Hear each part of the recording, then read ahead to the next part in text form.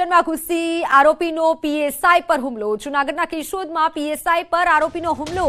બે આરોપીઓનો પીએસઆઈ જૈન કછોટ પર હુમલો। આરોપી મોહિત દયાતર અને કનકસિંહ ઉર્ફે ટકો નામના બે વ્યક્તિઓએ હુમલો કર્યો। ફરિયાદની તપાસ કરવા આરોપીના ઘરે ગયા હતા, જ્યારે જ્યાં આરોપીઓ મળ્યા પણ નહોતા। જે બાદ આરોપીઓએ પોલીસ સ્ટેશન આવી તપાસ જલ્દી પૂર્ણ કરવા પીએસઆઈ સાથે માથાકૂટ કરી હતી અને પીએસઆઈ પર હુમલો કરી દીધો। આ હુમલામાં પીએસઆઈના આંખમાં ઈજા થઈ છે, જ્યારે જાનથી મારી નાખવાની ધમકી પણ આપી હતી।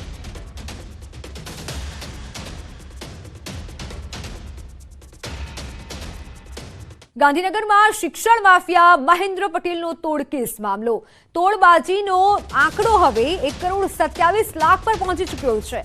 સુરતની વધુ બે શાળાના સંચાલકો પાસેથી પણ 47 લાખનો તોડ કર્યો હોવાનો ખુલાસો થયો છે।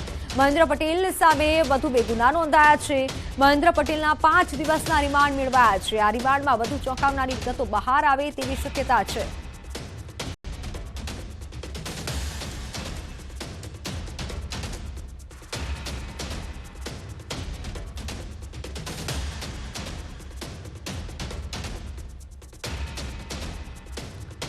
તો સુરતના ભાજપના ધારાસભ્ય કુમાર કાનાણીએ વધુ એક પત્ર લખ્યો છે। સુરત શહેર પોલીસ કમિશનરને પત્ર લખ્યો છે। પત્રમાં તેમણે પોલીસ પર તોડ કરવાનો આરોપ મૂક્યો છે।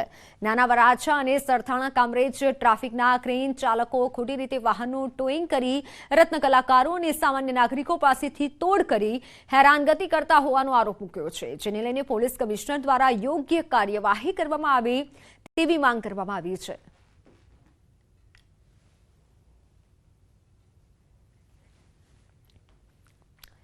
મોરબીની ઉમા રેસિડેન્સી સોસાયટીના એક મકાનમાં ધડાકો થયો। આજુબાજુના 4 મકાનોમાં નુકસાન પહોંચ્યું।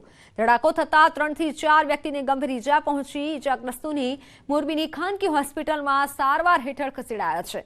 કાનાભાઈ ગરજર નામના એડવોકેટના ઘરમાં ગીઝરમાં બ્લાસ્ટ થયો।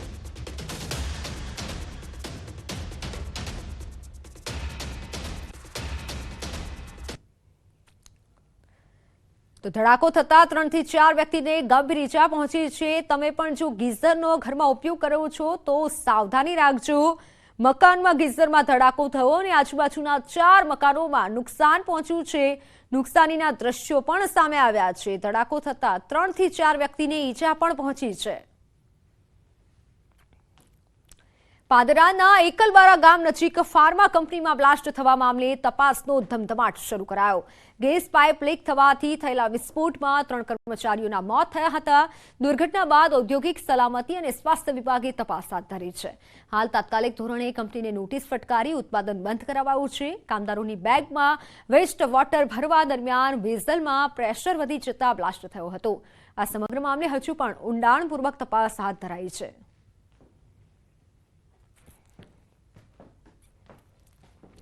તો હાલ સમાચારોમાં સમય થયો છે વિરામનો।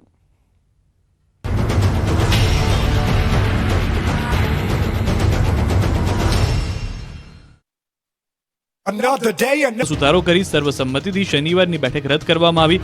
લોકસભા અને વિધાનસભાની ચૂંટણી માટે શનિ રવિ રજા મળે તો ધારાસભ્યો વિસ્તારમાં જઈ શકે તે માટે શનિવારની બેઠક રદ કરી। તો ગૃહમાં રજૂ થનારા વિધેયક, ઠરાવ, સંકલ્પ અને ખાનગી વિધેયક અંગે ચર્ચા। બેઠકના પ્રથમ દિવસે રેવન્યુ બિલ રજૂ કરાશે। બજેટ સત્રમાં 4 દિવસ ડબલ બેઠક રહેશે। રામ મંદિરનો પ્રસ્તાવ સર્વસંમતિથી મૂકવામાં આવશે।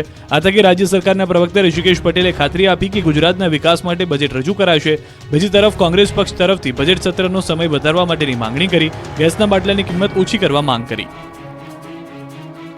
લોકસભાની ચૂંટણીને ગણતરીના મહિનાઓ બાકી છે, જેને લઈને ભાજપ એક્શન મોડમાં આવી ગયું છે। ગુજરાતની 26માંથી 26 બેઠક જીતવા માટે ભાજપે રણનીતિ ઘડી છે। 5 લાખ મતની લીડથી જીતવા હાંકલ કરી છે, ત્યારે વડોદરા ભાજપ પણ એક્શનમાં આવી ગયું। વડોદરા શહેર ભાજપ કાર્યાલય ખાતે બેઠકનું આયોજન કરવામાં આવ્યું।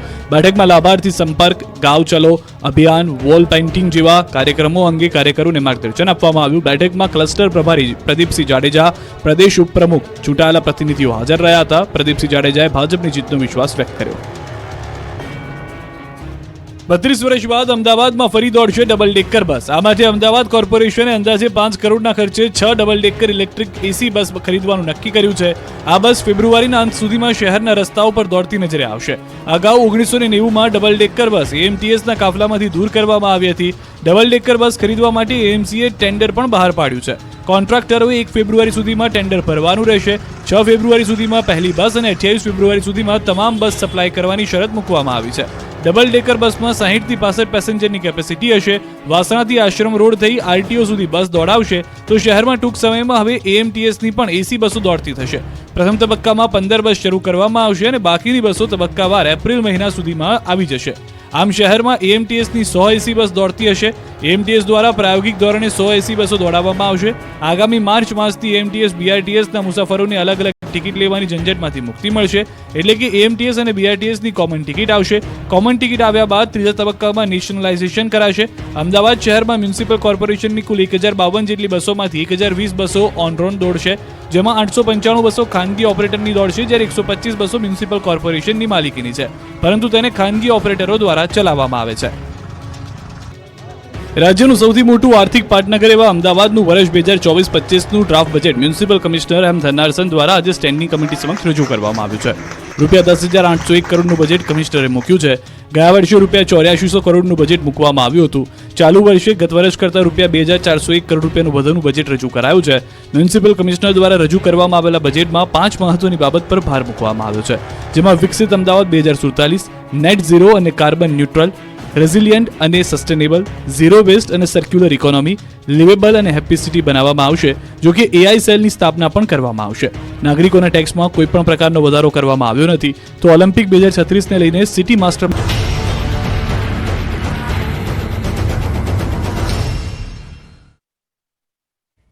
Welcome back. અમદાવાદમાં જૂનાગઢ તોડકાંડ મામલે મોટો ખુલાસો થયો છે. એટીએસની તપાસના સીસીટીવી સામે આવ્યા છે. ફરાર પીઆઈ તરલ ભટ્ટના ઘરે તપાસના સીસીટીવી સામે આવ્યા છે. એટીએસની ટીમ અંદાજિત 1 કલાક 30 મિનિટ રોકાઈ હતી. તરલ ભટ્ટના પરિવારની પૂછપરછ કરી હતી. તરલ ભટ્ટના ઘરની તથા બેંક એકાઉન્ટની માહિતી મેળવી હતી.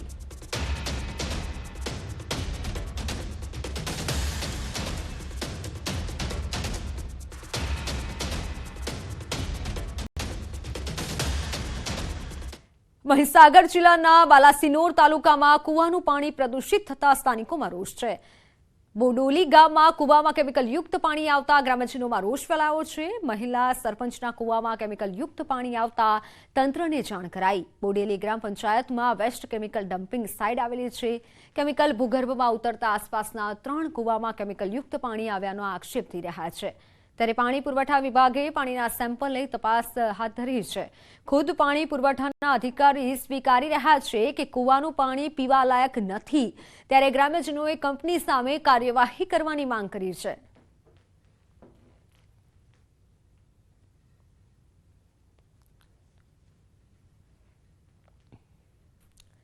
રાજ્યના ખેડૂતો માટે ખુશખબર છે. ખેડૂતો પાસેથી સરકાર તુવેર ચણા ખરીદશે.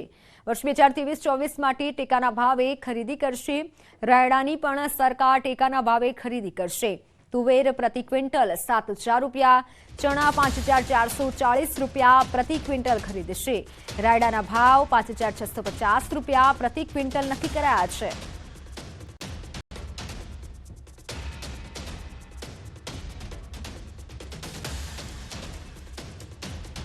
કેન્દ્રીય બજેટ પર મુખ્યમંત્રી બોલ્યા. કરોડો લોકોની આશાઓ પૂર્ણ કરનારું આ બજેટમાં સમાજના દરેક વર્ગનો ખ્યાલ રખાયો છે. કેન્દ્રીય બજેટ 2024-25 ભારતના કરોડો નાગરિકની આશા આકાંક્ષાઓની પરિપૂર્તિ બનાવનારું બની રહેશે. સમાજના દરેક વર્ગના લોકોની જરૂરિયાતનો ખ્યાલ રાખનારું આ સર્વસમાવેશી સર્વસ્પર્શી બજેટ માન્ય પ્રધાનમંત્રીશ્રીના વિકસિત ભારત એટ 2047ના વિઝનને સાકાર કરવાની પ્રતિબદ્ધતાને નવો વેગ અને ઉર્જા આપનારું છે. આ બજેટમાં જાહેર કરેલ રૂરલ હાઉસિંગમાં 2 કરોડ નવા ઘરનું નિર્માણ કરવાનો લક્ષ્યાંક આવકારદાયક છે. બજેટને લઈને રાજકોટ ચેમ્બર ઓફ કોમર્સની પ્રતિક્રિયા. બજેટ ટેક્સ સ્લેબમાં કોઈ ફેરફાર કરાયો નથી. આજના બજેટમાં નહીં નફો નહીં નુકસાનની નીતિ. લઘુ ઉદ્યોગને લઈને ફાયદો કરાવવાની જાહેરાત કરાઈ છે, પરંતુ કેવા પ્રકારનો અને કેવી રીતે ફાયદો પહોંચાડવામાં આવશે તેને લઈને કોઈ સ્પષ્ટીકરણ નથી. તો સાથે કોર્પોરેટ ટેક્સમાં ઘટાડો કરતા રાહત મળી, પરંતુ એલએલપી અને પાર્ટનરશિપ ફર્મ પર ટેક્સનું ભારણ ઓછું કરાયું નથી. બજેટને લઈને ઉદ્યોગપતિઓ અને વેપારીઓની મિશ્ર પ્રતિક્રિયા જોવા મળી હતી. આમ પબ્લિકની, ઉદ્યોગકારોની અને ખેડૂતોની અને મધ્યમ વર્ગના લોકોની જે આશા અને અપેક્ષા હતી એની અંદર મને એવું સ્પષ્ટ લાગે છે કે નહીં નફો નહીં નુકસાનના ધોરણેનું આજનું બજેટ કહી શકાય. ખાસ કરીને જે ઇન્કમ ટેક્સના સ્લેબની અંદર જે ફેરફારની વાત હતી, કદાચ એ રેશિયો ઘટાડે એવી પણ વાત હતી, એ સ્લેબ રેશિયો યથાવત રાખ્યો છે અને સ્ટાર્ટઅપમાં જે 1 વર્ષનું એક્સટેન્શન આપ્યું છે એ સ્ટાર્ટઅપને બૂસ્ટ આપવા માટેની વાત છે. નિર્મલા સીતારામનજીનું આ ઇન્ટ્રીમ બજેટ હોય, આમની અંદર કોઈ જાતના વધારાના ટેક્સ નથી નાખ્યા, એ ખરેખર સારી બાબત કહી શકાય. બજેટમાં વિશેષ કાંઈ લાભ નથી આપ્યો, પણ જે કોર્પોરેટ ટેક્સ 25%ની જગ્યાએ 22% કર્યો છે અને બીજું જે આ સોલારની જે જાહેરાત કરી છે એમાં આખા દેશને રિન્યુએબલ એનર્જીના માધ્યમથી વધુમાં વધુ આપણા દેશને કાર્બન ક્રેડિટ મળે એવો પ્રયત્ન કર્યો એવું મને લાગે છે અને એના માધ્યમથી સોલાર બિઝનેસમાં બહુ સારું બૂસ્ટ આવશે અને સોલારના માધ્યમથી આ દેશ સારો વિકાસ કરશે એવું મને લાગે છે. રાજકોટ ચેમ્બર દ્વારા ઘણી બધી રજૂઆતો આ બજેટ માટે કરવામાં આવેલી, જેમાં મુખ્યત્વે ડ્યુટી અને ટેક્સ રિડક્શનની વાત હતી. ઘણા બધા આપણા ભારતમાં એલએલપી અને પાર્ટનરશિપ ફર્મ છે એમાં 30%નો જે સ્લેબ છે એની સામે અમારી રજૂઆત એવી હતી કે કોર્પોરેટનો 25% ટેક્સ છે, તો આ ટેક્સ સ્લેબ બધા ઇન્ડસ્ટ્રીઝ માટે સમાન કરવો જોઈએ. પરંતુ કોર્પોરેટ ટેક્સમાં રાહત આપવામાં આવી છે, જ્યારે એલએલપી અને પાર્ટનરશિપને જે 30% સ્લેબ હતો એ જેમનો તેમ રાખવામાં આવ્યો છે.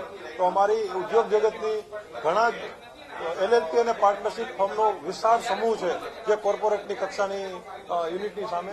તો અમારી એક ખાસ રિક્વેસ્ટ ને અપેક્ષા છે કે નેક્સ્ટ બજેટમાં આ જે ટેક્સ છે એ કોર્પોરેટ ટેક્સની કમ્પેરમાં કરવામાં આવે અથવા થોડો ઘણો ટેક્સમાં ફાયદો કરવામાં આવે. જે 30% અને એની પર જે 12% સરચાર્જ છે એ ઘટાડવો અમારી એક ચેમ્બર ઓફ તરફથી અમારી અપેક્ષા છે. તો અમદાવાદ પોલીસ કમિશનરે અમદાવાદની આજે અનોખી રીતે સમજવાનો પ્રયત્ન કર્યો. તમામ પોલીસ અધિકારીઓ સાથે વહેલી સવારે હેરિટેજ વોકનું આયોજન કરવામાં આવ્યું. કાલુપુર સ્વામિનારાયણ મંદિરથી લઈને જામા મસ્જિદ સુધી વોકનું આયોજન કરવામાં આવ્યું હતું. અમદાવાદને મળેલા હેરિટેજ સિટીના ટેગને પોલીસ કમિશનરે વ્યક્તિગત રીતે જાણવા પ્રયત્ન કર્યો. અમદાવાદની પૌરાણિક ગાથાઓ સાથે વોટર સ્ટોરેજ સિસ્ટમ અને ડ્રેનેજની વ્યવસ્થાઓ વર્ષો પહેલા કેવી રીતે હતી તે પણ જાણકારી મેળવી હતી.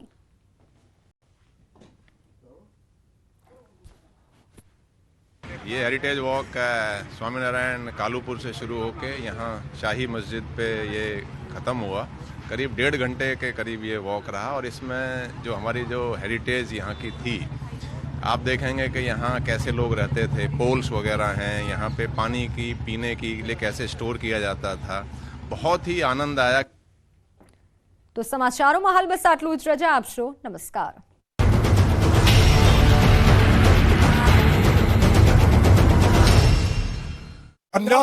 ની જોગવાઈ કરાઈ છે, જેમાં રોડ, ડ્રેનેજ, વોટર અને ટ્રાફિકનો સમાવેશ કરાયો. શહેરમાં પ્રવેશ થતા ચારે બાજુના રોડ પર સિટી એન્ટ્રી ગેટ માટે 15 કરોડ ફાળવ્યા છે, તો શહેરમાં 4 ફૂટ ઓવરબ્રિજ માટે 10 કરોડ મંજૂર કરાયા છે, તો શહેરમાં 100 ટ્રાફિક જંકશન ડેવલપમેન્ટ માટે 10 કરોડ ફાળવ્યા છે. આ બાજુ રાજકોટમાં મ્યુનિસિપલ કોર્પોરેશનનું ડ્રાફ્ટ બજેટ રજૂ કરાયું. 2817 કરોડનું ડ્રાફ્ટ બજેટ રજૂ કરાયું. પાણી અને ગાર્બેજ વેરામાં વધારો ઝીકાયો.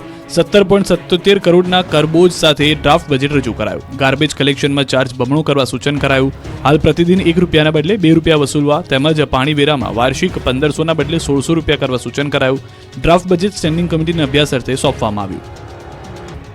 સુરેન્દ્રનગર દુધરેજ વઢવાણ સંયુક્ત પાલિકાનું ત્રિમાસિક જનરલ બોર્ડ યોજાયું હતું, જેમાં પાલિકાના ચૂંટાયેલા 15થી વધુ સભ્યો ગેરહાજર રહેતા ક્યાંક ને ક્યાંક ભાજપનો આંતરિક ડખો બહાર આવ્યો હતો. તો આ અંગે સંયુક્ત પાલિકાના પ્રમુખને આ અંગે પ્રશ્ન પૂછાતા તેમણે આ અંગે કોઈ મતભેદ નથી, લગ્નગાળો છે એટલે સભ્યો ગેરહાજર છે તેમ જણાવ્યું. તો સાથે જનરલ બોર્ડમાં 7 કરોડથી વધુના વિકાસ કામો મંજૂર કરવામાં આવ્યા હતા.